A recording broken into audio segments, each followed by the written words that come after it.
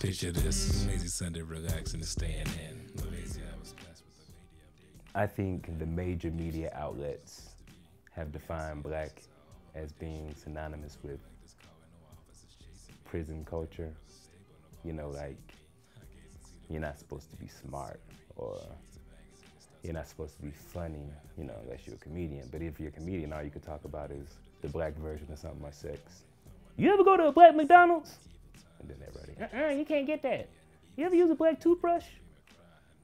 Or they talk about sex. Black people, we love sex. You know, same old, same old. So, like, I think there's some people who are working to change it. That's one of the reasons I dig Andre 3000 from Outkast, because I think, you know, he's trying to do some different things. But I think, normally speaking, if you're like a black teenager, you're looking at the media, pretty much the examples of what you can be is an ignorant ass rapper or an ignorant ass athlete. And if you're a black girl at that age, it's pretty much, you know, booty shaking chick. And it's a trip because a lot of those rappers that are in the top 40, you know, in their songs, they're very much like, you know what I'm saying, blah, blah, blah, blah, blah. Can't really understand what they're saying. But then you get them an interview and they're like, yeah, so what I was trying to focus on, I wanted to try and accomplish this, and this, you know.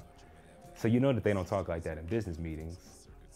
You know, there are a lot of top 40 rappers that I can respect their business acumen, but I see that they're sort of playing a minstrel show, like they're purposely dousing their intelligence in their songs, and probably because they think people don't want them to be intelligent in songs, and there must be some truth to it because a lot of people are buying those songs. You know, you can make a song about a red cup. Shout it with that red cup, red cup, red cup. That'd be a hit. If I hear this song on the radio about the red cup, I'm suing somebody. Yeah. I try to do honor to like my parents and generations of people who fought for us not to have to act like that. You know, like old black filmmakers, Melvin Van Peebles, Gordon Parks, the last poet, Gil Scott Heron, you know. And so I try to carry that tradition. So like, you're gonna see me, you're gonna hear my music. It's gonna be very black, it's gonna be distinct, but it's gonna be in depth and it's gonna be intelligent.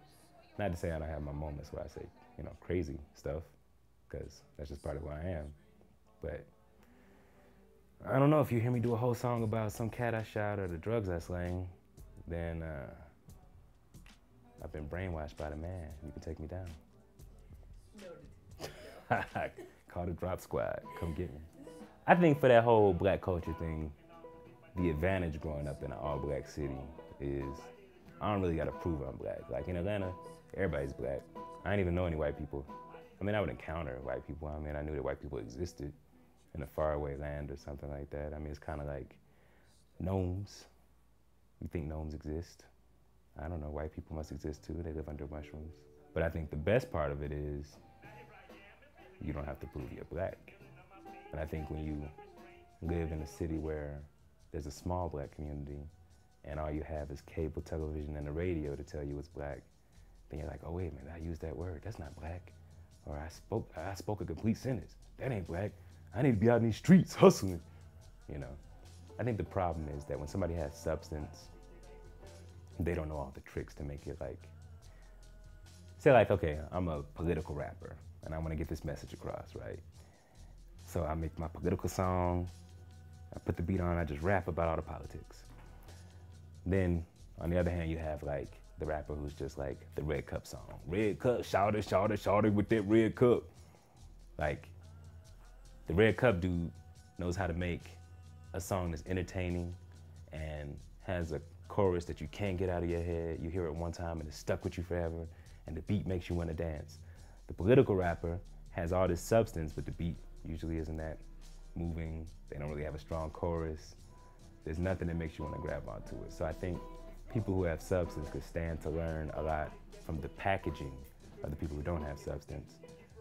I don't know how much longer it'll last. I think that top 40 rap music right now is a lot like blaxploitation flicks, you know? Like, it's this very cartoony version of black people, and hopefully it can't last forever.